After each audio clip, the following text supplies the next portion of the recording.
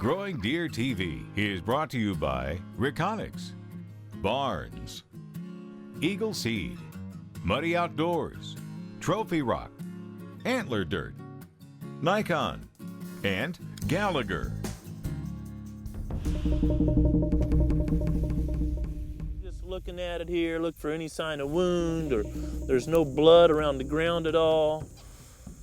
No injuries. The deer obviously just crashed because there's corn stalks in between its legs. It just crashed here. There's no boot prints or drag marks around. Good morning, it's September 21st, and I was walking very early this morning. I walk frequently when I'm home to meditate and keep kind of a mental balance in my life, and unfortunately I found this yearling buck right in the middle of a food plot. Now, first thing I do when I find a deer like this is look for the nose, if there's blood coming out of the nose, or there's trauma, it's been hit by a car or shot or something, and that's not the case. I don't see any obvious scars or evidence of a bullet wound or an archery wound, but it's always a concern. Now, there are natural causes of death in whitetails just like humans, disease and accidents and other stuff, but I want to determine why, make sure there wasn't a trespasser on the proving grounds last night. So we're going to do a necropsy, go through here and see if we can determine the cause of death. When you find a fresh kill like this, and I don't see any predator sign around, any sign of a struggle or fight, it's just like boom, there's this dead deer. You want to find out why to make sure there's not a problem on your property. So stay tuned. We've already called the game warden and got permission, because I'm not putting a tag on this deer. It's a yearling buck, clearly a yearling buck, and see if we can determine the cause of death of this yearling buck, September 21st. Let's just lay him over real carefully. Oh, there is blood on this side. Oh, I think we found our problem here. We've got trying to determine if that's a broadhead hole, which I don't think so. You want to be careful sticking your finger in something like this because that razor sharp broadhead.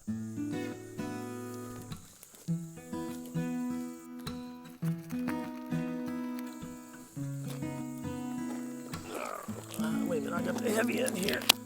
136.2. 136.2. Great yearling buck. This is a fibroma. It's just like a wart on a human. It's not a problem, and they can get great big, and if you skin it out right beneath here, you wouldn't even know it was there, so it has no impact on quality of the meat. If I had fresh harvested this deer, I would certainly consume it, my family and I, but they get great big. Sometimes they get secondary infections from running through bushes and getting cut, and if you see a big infection with active pus or something like that, you might not want to consume the animal, but you skin under here, you won't even notice that was on there. Perfectly safe to consume that animal.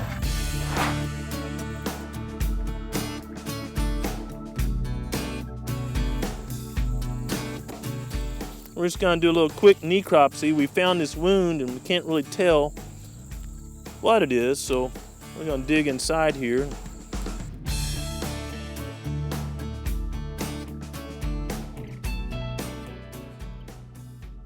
You got a cheap shot on the liver.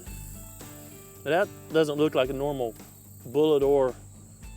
See, there's where it sliced the liver right there. That's what caused the cause of death right there, is that hole in the liver. It just slowly bled out. But it just went through that one lobe of the liver. And Grant, it's not showing anything on this deer as far as anything being inside of it. Sure. So I brought a bullet to show that it will find something that's in there. I'll stick it underneath this leg here. Sure. We can run it across there and see. Certainly. You hear that easy, yeah. So I just don't think that there's anything inside that deer that we're interested in right now. So the great news is for me as a landowner and a manager is that this deer died of natural causes. My property wasn't violated by a poacher last night. And this happens in nature. You know, Walt Disney was wrong. Nature's tough out there. That's right. Things die, and this spike thought he was bigger than he was, and he got in a fight with somebody last night. It looks like a gore wound. It punctured through the skin. It went through the very back lobe, the small lobe of the liver, just one spot. No telling where this event happened. And when I found him this morning walking, his antlers were stuck in the dirt of the food plot like he just was running and tipped over. Yeah. And that's apparently what happened. He got gored, was running away from the fight, and ran out of blood. He bled internally, very little blood on the outside. Quentin, I sure appreciate your time coming out today and solving the mystery. You know, as a biologist, as a scientist, the number one thing I don't want to do is assume. Of course, on your own land, you're walking around in the morning, you make that assumption, someone killed one of my deer. you get all riled up, but you had the patience to work with me, and we did a little necropsy. It's autopsy in human terms, necropsy in wildlife, and check it out, and we've confirmed that this was a natural cause of death.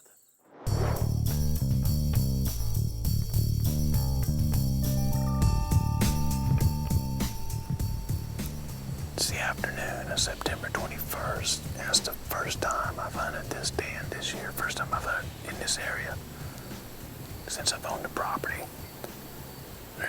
I scouted it the other day, and I found 3 red oak acorn trees that are dropping. They're out here in front of us 20 to 40 yards in a little triangle. Wind's a little swirly. I really hate swirling wind. The reason we're here is Giant 10, one of my #1 deer on the hit list. I think it's bedded right behind us in a cut area, or a glade, what we call a glade here in the Ozarks, where the sun hits it. It's getting shadowy right now. We've got all the cedar trees off, and it's growing up native grass about just tall on me. And there's an eagle seed bean, soybean field up the ridge, 150 yards from us.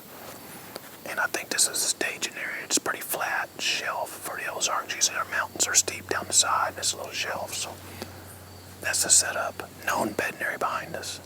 Trail camera pictures. Trail camera pictures, recent, frequent. That's what we like to hear, recent and frequent. Right up on top, a big Giant 10, but at dark. He's circling somewhere. He's coming somewhere through here to get there, most likely. Hey, stay tuned to Growing Deer. We'll let you know how this, my 3rd hunt of the season, goes.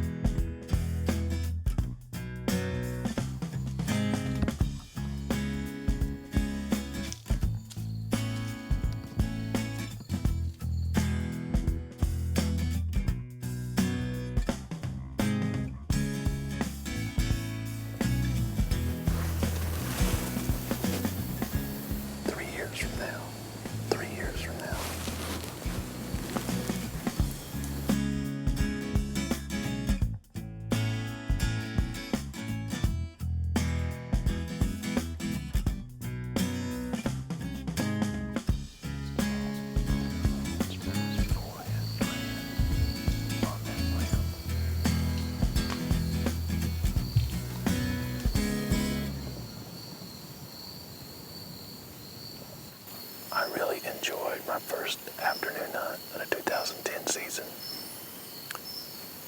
Couple of reasons. We saw deer. Always love seeing deer. Scouting was good. They were coming to these trees. So we're off to a good start. I hope we get to film tomorrow afternoon. I hope you get to hunt soon. And I hope you're enjoying a safe season in 2010. It's going to be a great year. Talk to you soon. Hey, it's September 22nd, and it's swirly wind, high heat, high humidity for this time of year. It's not favorable hunting conditions. If I go to our existing stands, I'm probably going to spook more deer than I'm going to see and condition deer to avoid that area for a lot of days during the season. So it's best, as much as I want to hunt right now, to stay out of the woods in prime hunting time. I'm going to go out in midday like now, hang a couple of what I call MRI stands, most recent information. You find that acorn tree dropping or something's happening that's just a limited time. You want to get in the middle of the day when hopefully the deer are bedded, quietly, rubber boots, whole 9 yards, hang the stand, and then get out of there before prime moving time again this afternoon. MRI stands could be some of your most successful stands, and it's a great thing to do with your deer hunting activities on these days that the conditions are simply not favorable to be a predator. Hey, thanks for watching Growing Deer, and I hope conditions are really good for hunting at your proving ground.